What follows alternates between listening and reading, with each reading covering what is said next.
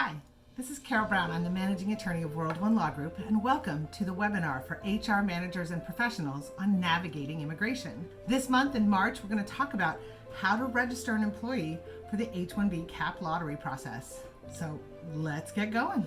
So just a little bit about me so you know who I am and why you can believe what I'm saying about the H1B lottery. I've been an immigration attorney for over 20 years.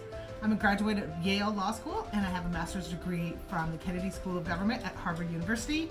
And I did both of those things while also being a single mom. My son was 4 years old when I first started my postgraduate diploma journey. And I also have a bachelor's degree in economics and a bachelor's degree in international studies from the University of Washington. I founded World One Law Group in 2012, and it has grown to 9 employees, including 4 attorneys and 5 other staff. And we help businesses, employees, families, and undocumented people navigate the process of the U.S. immigration system.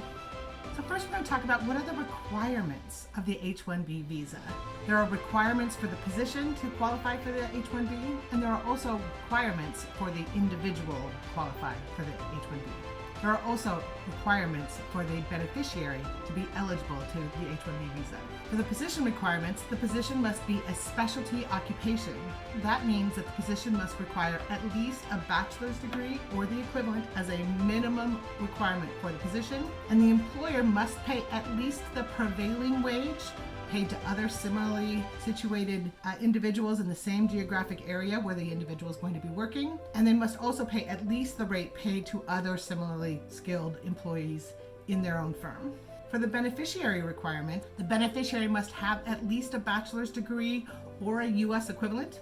If they have a master's or higher degree from a U.S. university, only from a U.S. university, then they would qualify for what's called the U.S. Master's Cap. That's an additional 20,000 visas available just for people who graduated from U.S. universities with a master's, a PhD, a law degree, or other degree higher than a bachelor's degree. The basic H-1B process starts on March 1st through March 17th in that registration process. Employers have to have registered with a USCIS online account, and then you're going to submit every employee or prospective employee that you'd like to hire. You want their names, their personal information submitted to the U.S. Immigration Service to register. And that process ends on noon Eastern Time, 9 a.m. Pacific Time on March 17th. The next step is the selection process, where the USCIS, or the U.S. Citizenship and Immigration Services, selects those from those registered individuals. They select individuals first for the master's cap, and there are 20,000 visas available just for people who graduated from a U.S. university with a master's or higher. Then if they're not picked in that master's cap, those individuals get put into the regular pool, and they select another group of registrations to make up 65,000 H-1B visas for the regular cap. That process takes place between March 25th and March 31st. Between April 1st, once you're selected, and up to 90 days after selection, so about July 1st, employers need to actually file the petition with the U.S. Immigration Service. You generally work with an immigration lawyer or an immigration law firm to prepare the forms, to file the labor condition application, get those things signed, get the supporting documents, put it together, and submit it to the U.S. Immigration Service. And the last stage of the process is approval. Anywhere from 2 weeks if you filed with premium processing, you can get a decision, or it could take 9 or more months from the filing date to get a decision from the U.S. Immigration Service about whether or not that H-1B petition is approved. The U.S. Immigration Service may issue a request for evidence if they'd like to see additional documentation to prove that that individual qualifies for the H-1B and that the position qualifies as a specialty occupation. So be prepared to submit additional documents if necessary.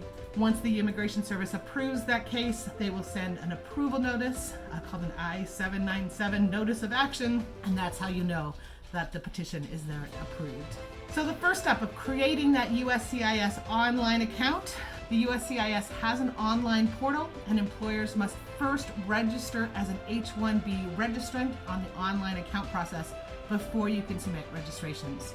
To do this, you go onto my.uscis.gov, you sign in or create your account. You set up that two-factor authentication because they're very security conscious. So you'd either do an SMS text, so it texts you every time you sign in just to make sure it's you. You may do that with an email, or they have two-factor authentication apps that you can use to verify that it is really you and really your organization that is filing these registrations. You would select the option of I am an H1B registrant. If you have a different kind of USCIS account, like you used it for managing your employees, you will have to find a different email address to use to be able to sign up as a separate H1B registrant. You can't sign up for both at the same time with your same email. And you would go ahead and select file a registration unless you're filing with an attorney. If you're filing with an attorney, your attorney will submit a passcode for you to use. I highly recommend doing this part of the registration yourself, because actually adding an attorney adds complexity and problems, and you could just do it yourself. And then you should read the instructions that are going to be screen after screen. Click next, more instructions, and then you're going to finally be able to hit start and be able to register. There is an instruction video at the link provided that you can use to literally walk you through step by step this process, opening up a USCIS account. The information you need to create an account is your employer identification number, or your EIN number, your company name and address, the name of the individual who's going to be signing or submitting those registrations on behalf of the company. So it could be the HR manager, it could be the president, it could be anybody their company designates as the official person to submit that. And then you will need an email address for that individual who's going to be signing for the company. The information you need to register each H1B beneficiary or potential beneficiary: you're going to need their name, you're going to need their date of birth and their country of birth. You'll want their gender, their passport number and their country, and you need to determine whether or not that person qualifies for that master's cap. Again, they'll need a master's or higher degree from a U.S. university. If they have a master's degree or a PhD from abroad, does not count. They do not qualify, so mark that no. Only if they have a graduate degree from a U.S. university would you mark that one yes. Just a note that they are trying to crack down on companies cooperating and coordinating with each other to try to register each other's employees. They want you to sign and attest that you have not done that and coordinated with other companies and registering individuals. And you should not submit duplicate registrations. If you have a duplicate registration, make sure you check that. Take out any duplicates before you hit submit, because if there is a duplicate and that person is selected, they're going to be disqualified because you've submitted duplicates from the same entity. Don't do that. It'd be really disappointing if they got picked in the lottery and then it was all for naught because it got disqualified. Now, who should you register for this H1B registration? Many companies, when they think about doing an H1B registration, they're mostly looking at students with F1 OPT status, or optional practical training as a student. That's given to students who recently graduate from U.S. university, and they get optional practical training for a year after they graduate. And if they're a STEM employee, science, technology, engineering, or mathematics, if they have a degree in STEM field, then they qualify for an additional 2-year extension of their OPT, or optional practical training. You definitely want to register them at each opportunity that you can if you want to keep that employee, because once they run out of optional practical training time, you can't keep them anymore. And it may take several tries at the lottery before they can get picked. So every time you want to make sure that they're submitted for registration in the H1B lottery. The next class of individuals that you may want to consider registering for the H1B lottery are TN visa holders. These are Canadians and Mexicans on the TN, or a Treaty NAFTA agreement visas. Those visas require non-immigrant intent, and generally you want to switch them to an H1B petition to make it easier to help. Generally, you want to switch people on TN visas to H1Bs before you start their permanent residency process, just to make sure that they can continue to renew their visa category throughout their processing times while they're getting their permanent residency application. It's not always true, but it's really much easier if you can switch them to an H1B, which allows what they call dual intent, rather than a TN, which allows only non-immigrant intent. You also may want to consider filing for H1B status for any L1B employees that you have. If you're a multinational company and you've transferred individuals with specialized knowledge to the United States, you may want to switch them to an H1B if you're not going to be able to get them on to permanent residency within their 5-year term. Unlike the H1B, which you can extend beyond their 6-year maximum, with the L1Bs, when they hit that 5 years, they have to go home unless you can get them switched to an H1B status. And they may not be, even if you started right away. Some countries, India and China and maybe even the Philippines, you may not be able to get them permanent residency because of the long wait for a visa for citizens of those countries. So you may want to switch them to an H1B, which will allow you to continue to extend their temporary status until they finally get their green cards. You may also want to look at vendors or contractors that you're using who are foreign nationals that you may want to bring on board, that you may want to have fill open positions here in your company. You may want to look around and see if there are any of those that you may want to consider registering for the H1B lottery. And finally, you want to look at any qualified foreign candidates for unfilled positions. If there's a chance you might want to hire them, put them in the registration. It might be worth $10 just for the chance of being able to hire them. In fact, you should consider registering any foreign national that your company may want to hire between now and October 1st, 2024. If you came to me in September with a fabulous candidate that you wanted to fill a position and they didn't qualify for any other kind of visa, you may not be able to get them until next year, October, unless you filed for them in the H1B lottery. So really think through who you might want to register and make sure all of those people are added to your CAP lottery registrations for this year. Now you're going to pay $10 for each individual that you register. No refunds will be provided. The government, once you pay it, they're going to keep it. So even if you withdraw that registration afterwards, you're still going to have to pay that $10. You're not going to get a refund from the government. And that payment is generally done through the pay.gov account.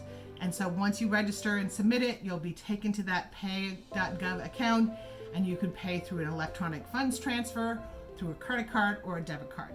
The next step of the process is the selection process by the U.S. Citizenship and Immigration Services. The registration is going to close on St. Patrick's Day, March 17th at noon Eastern Time, which is 9 a.m. Pacific Time. So for us on the West Coast, just assume it's going to close the day before on March 16th, and then you can have a glorious St. Patrick's Day without having to worry about meeting that deadline. Applicants with graduate degrees from U.S. universities who qualify for that U.S. Master's Cap are going to be selected first, and the U.S. Immigration Service is going to pick enough registrations that they think are going to fill all 20,000 of those Master Cap visa slots available. So they'll pick slightly more than 20,000 because they know not everybody who registers are going to actually submit a petition or get approved. For those not selected in the Master's Cap, those registrations are then put into the regular pool, and the U.S. Immigration Service is going to pick another round of lottery selections for the regular cap. The U.S. Citizenship and Immigration Service is going to select 65,000 visas plus a bit more for the regular cap, and then they're going to notify individuals of those selections by March 31st. Now, employers are going to be notified through that USCIS online account. You'll be able to check your registrations and see who's been selected, and you'll also be able to receive an application. Employers are also going to receive a notification by mail that a beneficiary is selected, and an all-important beneficiary selection number is going to appear, and you'll need that number to be able to file their H1B petition with the Immigration Service. Now, there are 4 different types of statuses that will appear on that USCIS account, and it's a little unclear. So we're going to go over each of those statuses and determine what does that mean. So if you get that lovely selected notice, that means that particular beneficiary is selected for the cap, and you as the employer can actually file an H1B petition for them in this lottery process. Submitted is what you're going to see whenever you actually submitted that person and paid their money. So you'll see submitted throughout until the lottery process and the selection process is complete. If you get that not selected, that means that individual was not selected and that the lottery process is now complete for the year, and that person is not selected. So you're going to have to look at other alternatives for that individual. And if you get the dreaded denied, that means that something went wrong. That generally means the employer submitted duplicate registrations for that individual, and the U.S. Immigration Service caught it, and they denied that person an opportunity to participate in the lottery that year. The next step in this process is preparing the H1B petition. When you work with World One Law Group with your selected beneficiaries, we consult individually with your selected person, and we talk to them about their individual circumstances. We make sure that we know all of their family members and who needs immigration status along with them. We also talk to them about their special circumstances. Are they planning international travel? Is there a family wedding or a get-together that they need to go to, and we make sure that our strategy for the case matches their circumstances so they're not stuck. We also start that process of collecting documents and information through an online portal and with an online questionnaire that they fill out so that we have the information we need for their forms, and we collect the documents we're going to need for their petition packet. Next, we're going to file a labor condition application, also affectionately known as an LCA. And that LCA determines what geographical area the individual will be working in, what their occupation is, and what the prevailing wage is. And we submit that to verify that the employer meets that prevailing wage requirement. The LCAs are submitted online with the Department of Labor, and the Department of Labor takes about a week to get back with the answer and the certification of the LCA. Finally, we prepare the forms and the petition packet, arrange signatures on those things, have everyone review it, make sure everything is accurate and complete, and then we prepare a cover letter, support letter, and an entire petition packet that is then submitted to the U.S. Immigration Service. Now, there's an important criteria about the F1 students because many of them graduate in the summertime. They graduate in May or June and they get work authorization that often then ends in June or July, but the H1B visa doesn't kick in until October 1st. The Immigration Service has provided what's called a cap gap protection so that anyone who has work authorization as a student in optional practical training that ends in the summer or before October 1st, if they're selected in the lottery and we file it as a change of status petition, that work authorization automatically gets extended from the expiration date in the summer all the way through September 30th, and then hopefully their H1B will kick in on October 1st. We may want to consider premium processing that if those become available. We want to make sure that they get approved before October 1st, or they may have a gap in their work authorization despite these provisions. The next step of the process is approval of the H1B and looking to international travel for the beneficiary. The U.S. Immigration Service generally notifies an employer by mail of the H1B approval, again with that I-797 approval notice. That change of status is automatic on October 1st or as of the date of approval, whichever is later. But we can also file a case as what's called a consular notification if that person has, for instance, STEM OPT and you want to maximize the use of that STEM OPT, or they want to be able to determine when they want to start activating that H1B status. With consular processing, what an individual would do is have that approval notice in their hands. They wouldn't be in H1B status. With consular processing, that individual wouldn't get H1B status until they traveled outside of the United States, went to a U.S. embassy or consulate and got their H1B visa stamp in their passport, and then when they return back to the U.S. with that H1B visa stamp and their approval notice, that's when their H1B actually starts kicking in, and that's when their 6 years starts running. At the U.S. embassy or consulate, they would interview the applicant, make sure that that person is eligible for the H1B status, and give them that visa stamp in their passport. Generally, that's good through the entire duration of their H1B validity for generally 3 years. Now, World One Law Group would love to help you with your H1B registrations, with your H1B filing and petitions, and for individuals who are not selected, we'd be happy to help see if there are other options that you might have to keep that employee in your company. And if you are an HR professional or a company executive, we'd be happy to give you a free consultation about our services.